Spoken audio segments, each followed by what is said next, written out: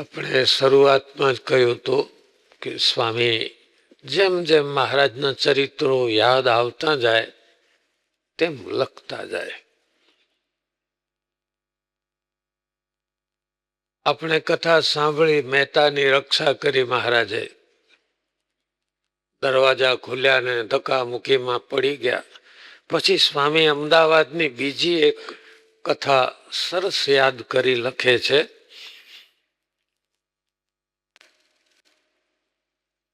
મંદિરમાં પ્રતિષ્ઠા થઈ અને માણસો દર્શન કરે.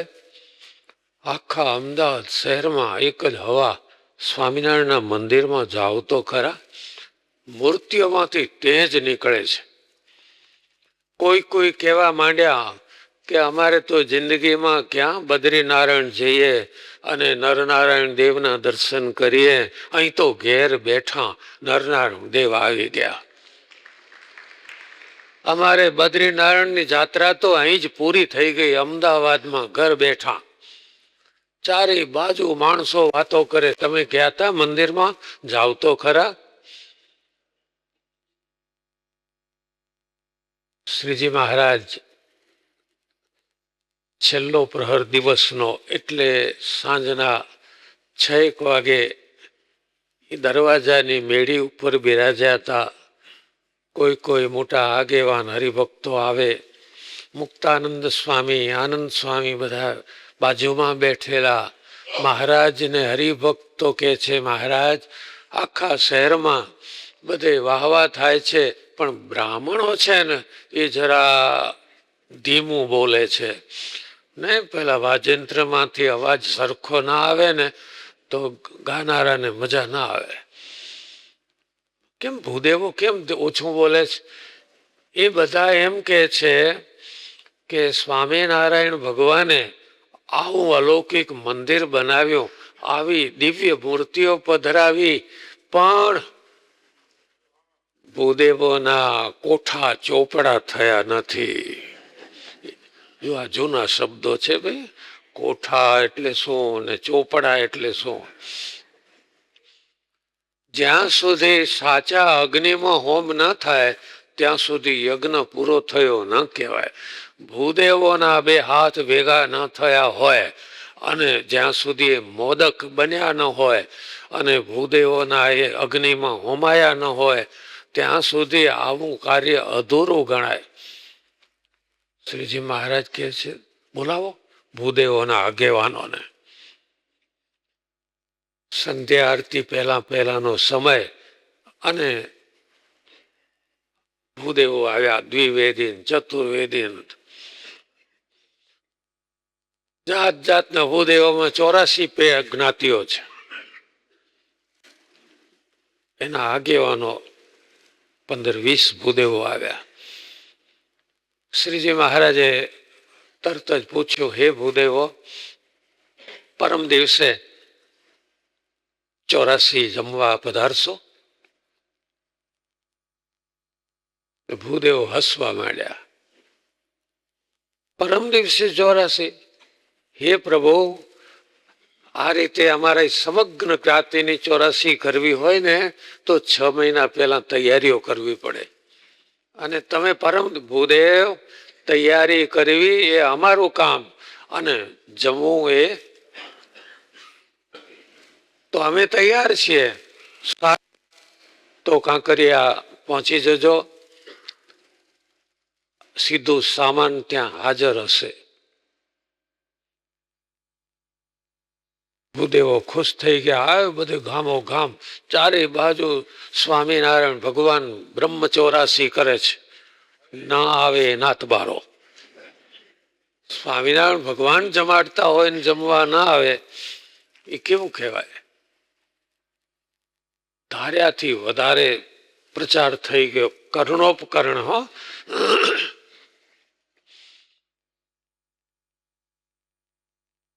અને આ બાજુ મહારાજે આનંદ સ્વામીને, મુક્તાનંદ સ્વામીને કહ્યું,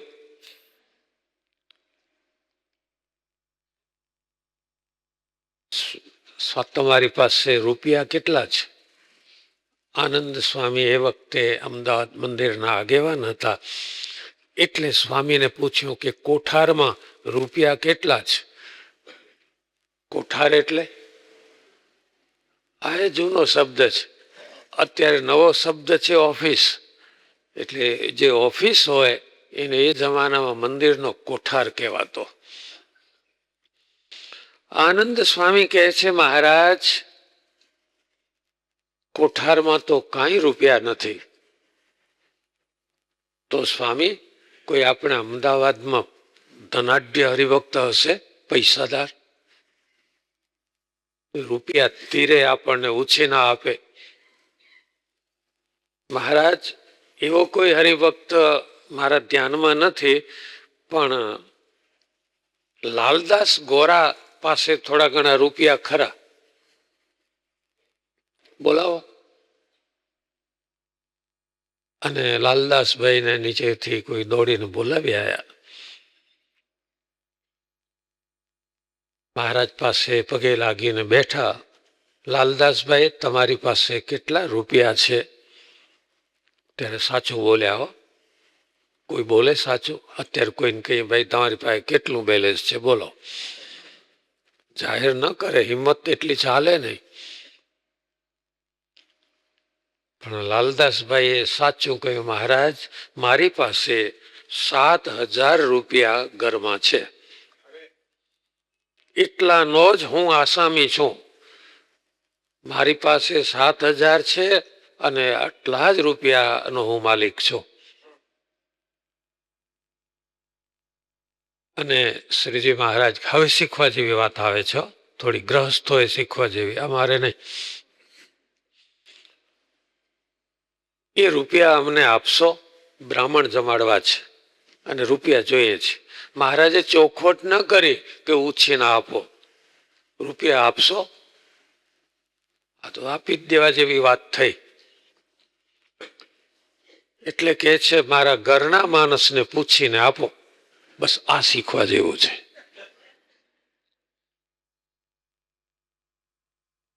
ગાડી જૂની હોય પણ ચલાવતા આવડે ને તો ખખડે ઓછે. ગમે એવું નવું વાહન હોય પણ ચલાવતા ના આવડે તો ક્યાંક ભટકાડે. 3 વસ્તુ ચલાવતા આવડવી જોઈએ: વાહન, વ્યવહાર અને વાજિંત્ર. તો કામનું. વાજિંત્ર ચલાવતા ના આવડતું હોય તો માથાનો દુખાવો થાય કે આ ઘોંઘાટ ક્યાં કરે છે.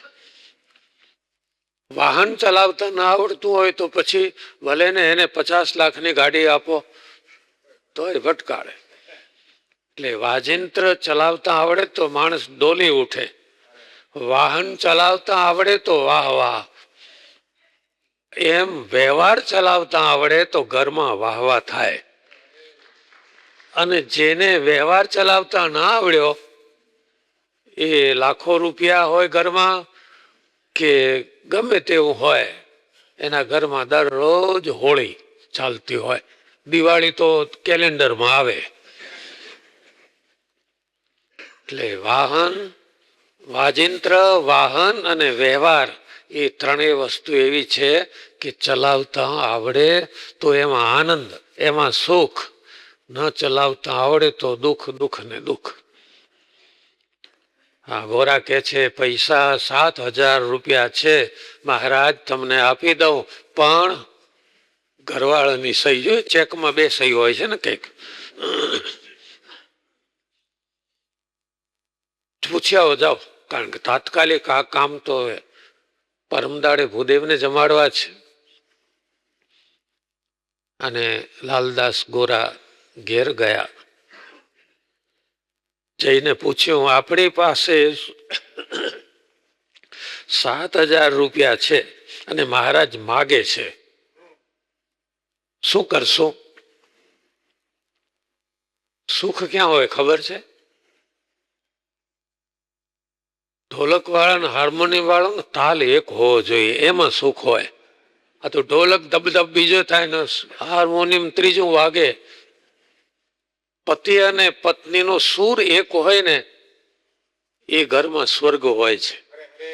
જે પતિ અને પત્નીના સૂર નોખા પડે, એટલે કે વિચાર નોખા પડે, એ ઘરમાં સ્વર્ગ કોઈ દાડો ના આવે.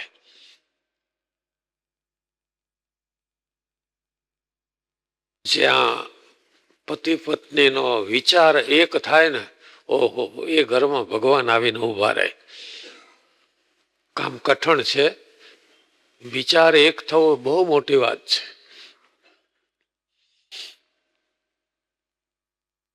મહારાજ માગે છે, આપશો?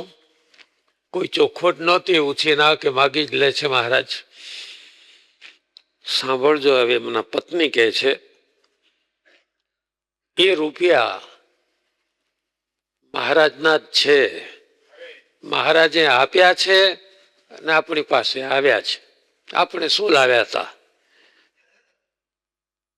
માટે તમે એ રૂપિયા મહારાજને આપી દો, અને મહારાજનો રાજીપો હશે તો આપણે ગમે ત્યાંથી પછી ફરીથી કમાઈ લઈશું, રળી લઈશું. તો તમે મને પૂછવા કેમ આવ્યા? આપી દેવાતા ને. પૂછવું તો પડે ને. તમે એવું બોલ્યા હતા ત્યાં? તો હા, હું બોલ્યો તો કે હું પૂછીને આવું, મહારાજ કે પૂછી આવો, એટલે તો એ તને પૂછવા આવ્યો છું. અરર, તમે તો આખું મારું નામ બગાડ્યું, આપણા ઘરની આબરૂ ગઈ. આવું પૂછાતું હશે, આવું બોલાતું હશે કે પૂછીને આવું? બોલો, આવા ઘરવાળા હોય તો? મંદિર માટે, સત્સંગ માટે, ભગવાન માટે જે કાંઈ થાય એ જાઓ, તમને કોરો ચેક લખી જ આપ્યો છે, એવું જોઈએ. પણ વ્યવહાર માટે ખબરદાર હો. તો મને પૂછ્યા સિવાય 5 રૂપિયા પણ ક્યાંય આડાવડા ખર્ચતા નહીં. કઈ ખરીદી માટે ને કોઈ વ્યવહાર માટે, આને કેટલો ચાંદલો કરશું ને એ પૂછજો. પણ મંદિરમાં ભગવાનને અર્થે વાપરવું હોય તો મને જરાય પૂછવા ના આવતા. આવો અવાજ ક્યાંય ઘરમાં હોય ને તો સમજવું કે વાહ વાહ વાહ, બેડો પાર થઈ ગયો, હોડી સામે પાર પહોંચી જશે. 7,000 રૂપિયા. એ જમાનામાં નોટો નહોતી. રોકડા રૂપિયાનો પોટલો ઉપાડી સ્વામિનારાયણ ભગવાન પાસે મૂકી દીધો. લ્યો મહારાજા, 7,000 રૂપિયા. આ બાજુ તૈયારીઓ ચાલુ થઈ ગઈ. હરિભક્તોને મહારાજે કહી દીધો, જાઓ, જે સીધું મળે અમદાવાદમાં, ઘી, સાકર, અનાજ, બધું ત્યાં કાંકરીએ ભેગું કરો. હવે 7,000 રૂપિયામાં શું થાય? પણ સ્વામિનારાયણ ભગવાને એક અનોખું ઐશ્વર્ય એ વખતે બતાવ્યું. શ્રીજી મહારાજ વરણી વેશે વનમાં વિચરણ કરતા હતા. કથા સાંભળી છે આપણે ને, વરણી વેશ હોય છે. ક્યારે, કેટલા વર્ષો પહેલા? 10 વર્ષ. તો મહારાજ વરણી વેશે વનમાં વિચરણ કરતા હતા. એક સાથે 4 દિવસ સુધી કંઈ ન મળ્યું. જંગલનો કોઈ ફળ પણ ન મળ્યો. ઉપવાસ ઉપર ઉપવાસ. ત્યારે અષ્ટ સિદ્ધિઓ આવી મહારાજ પાસે થાળ લઈને.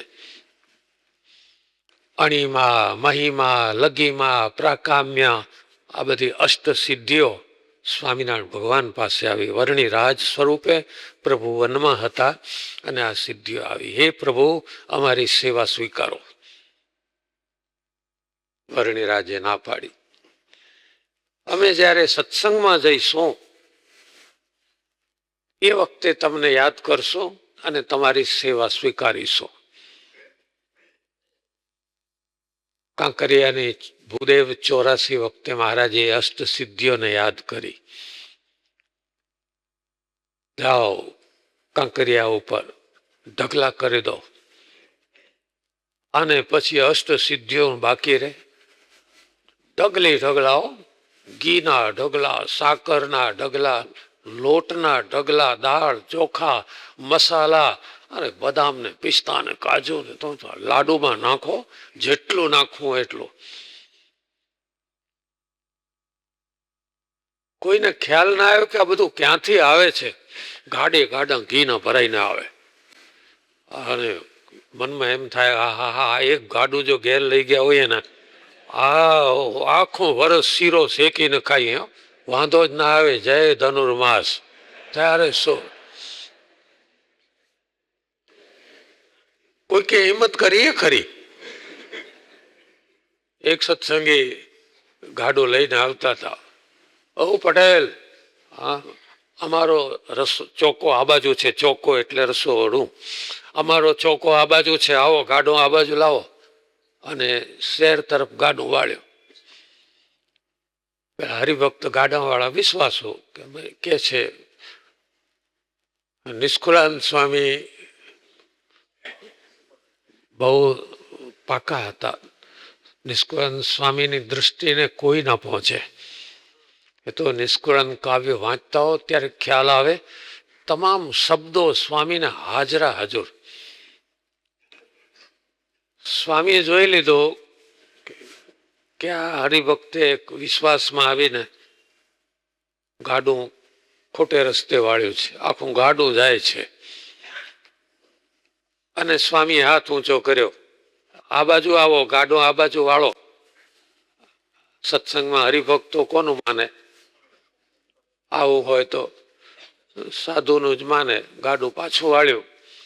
જે ભાઈ ગાડું લઈ જતા હતા ને એને એમ થયું કે આ એક સાધુડાએ મારું આખું ગાડું ઘરમાં આવતું હતું ને, તે એવી રીસ ચડી ગઈ. સ્વામી ઉપર થોડી રીસ ઉતારી દીધી. હો, આવું ચાલ્યા કરે. પણ ભૂદેવો આવ્યા રસોઈ કરવા અને લાડુ વાળે, મોટા મોટા મોદકો. નાળિયેરનો છોલ્યા પછી ને ગોટો નીકળે એવા લાડવા. અત્યારે તો બસ સમાજમાં લાડુ વળે છે ને આખું મોઢામાં મૂકી દેવાય એટલા જ બનાવે છે. પણ એવડા મોટા મોદક. પાંચમનો દિવસ શ્રીજી મહારાજે કહ્યું, સંઘમાં સાદ પડાવો કે ભૂદેવોની પંક્તિઓ થશે પછી અમે અહીંથી નીકળી જવાના છીએ. જેને પૂજા કરવી હોય આવી જાઓ. બધું સાદ પડાવ્યો. મહારાજ બિરાજે છે. મહારાજ ક્યાં બિરાજતા હતા? અત્યારે કાંકરિયા મંદિરમાં જે હનુમાનજીની છત્રી છે ત્યાં મંચ હતો, ત્યાં શ્રીજી મહારાજ બિરાજતા હતા. એ સ્થળે સ્વામિનારાયણ ભગવાન 7 દિવસ રોકાયા છે.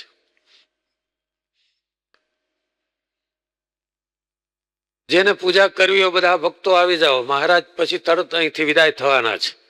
જેવા ભૂદેવો જમવા બેસશે એટલે બધાને દક્ષિણા આપીને મહારાજ વિદાય થઈ જવાના છે. પૂજા કરવી હોય બધા આવો.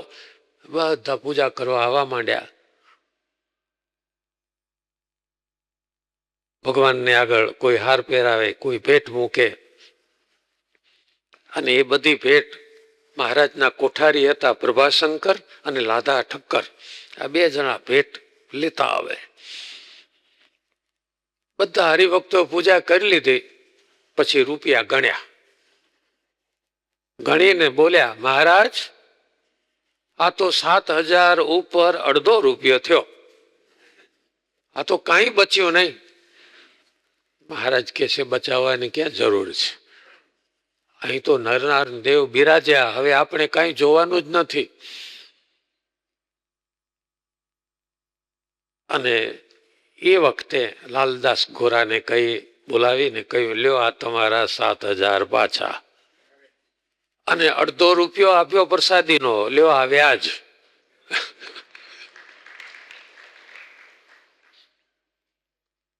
કોઈનો ભાર ન રાખે મુરારી, આપે વ્યાજ સહિત ગીરધારી. કોઈનો ભાર ન રાખે. મહારાજે આપી દીધો.